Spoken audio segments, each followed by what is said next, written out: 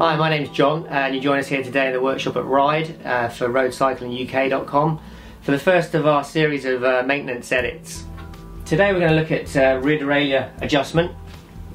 That's a topic we see a lot in the workshop here at Ride. Normally it's fairly simple things, adjustment of a derailleur system. The whole system works on cable tension, so too much tension, too little tension, it's going to cause you problems. Also the set stop screws, there's a few screws on the rear derailleur, and again we see confusion with these in the workshop. It's really quite straightforward, it's quite basic. We're going to go through what the different screws do. You've got high set stop screw, low set stop screw, B tension screw, cable adjuster, what do they all mean? So hopefully we're going to try and throw some light on that for you today. Like I say, the whole system works on cable tension, so you're probably aware with an index system each click corresponds to a shift at the rear. So what happens if a click doesn't respond by means of a shift at the rear? What's happening? Normally it's to do with cable tension, but before you address the cable tension you want to check that your set stop screws are correct.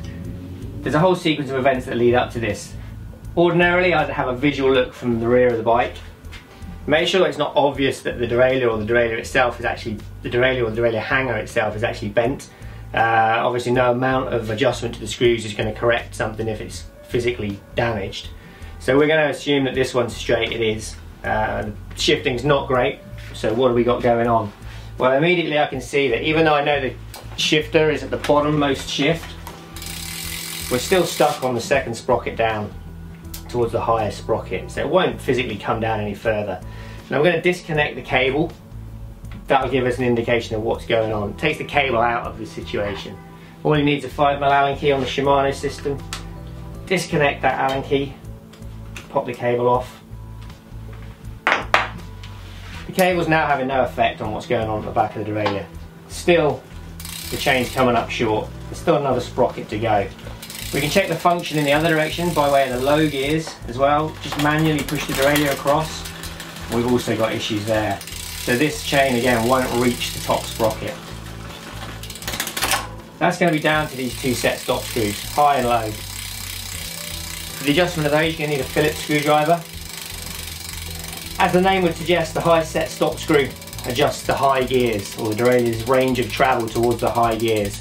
So in this case the small sprockets.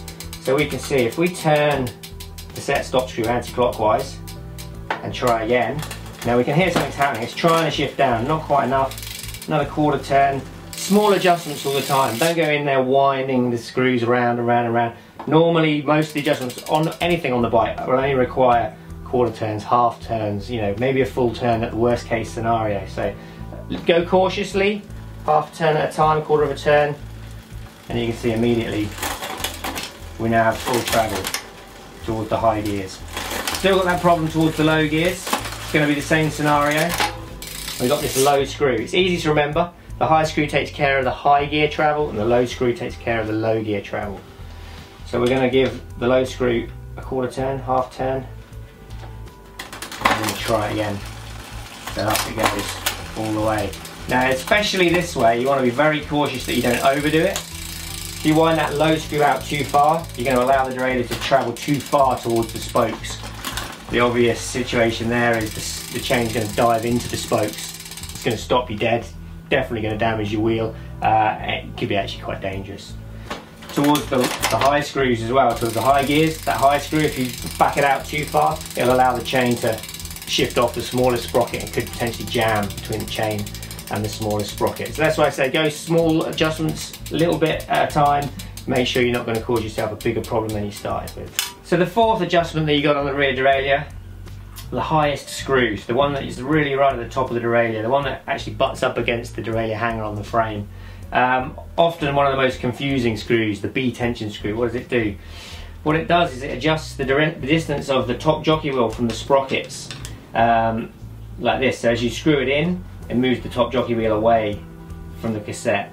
As you screw it out, it moves the top jockey wheel closer to it. Why does it do that? Well, we want to run the top jockey wheel as close to the sprockets as we can without them contacting. That'll give us a nice crisp shift. So let's say you're changing your cassette ratios. You normally run a 11.25, you're going off to the Alps, you're going to do the attack, whatever, you want a big cassette for climbing the mountains. That bigger sprocket at the top is going to be too close to the top jockey wheel, so you can adjust that out. If we wind it in, it's very small, it's very marginal, but as we wind that screw in, it actually pushes against the derailleur, and like I said, I can illustrate it here. As you dial that in, it moves the derailleur down like this, gives you that clearance. If you don't do that, you can find that that top jockey will actually run on the sprockets, you'll hear it, and it can affect the shifting as well. So it's wise to kind of just check that over. You can push it up towards the top here. It runs nice and quietly. You can see we've got a good gap here. We could probably make that closer. If we wind the B tension screw out, we'll bring the derailleur up like this. So if we wind it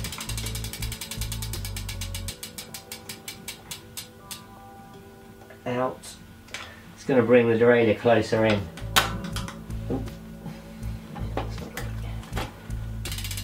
And if we need a bigger sprocket, we need more clearance, you wind it in.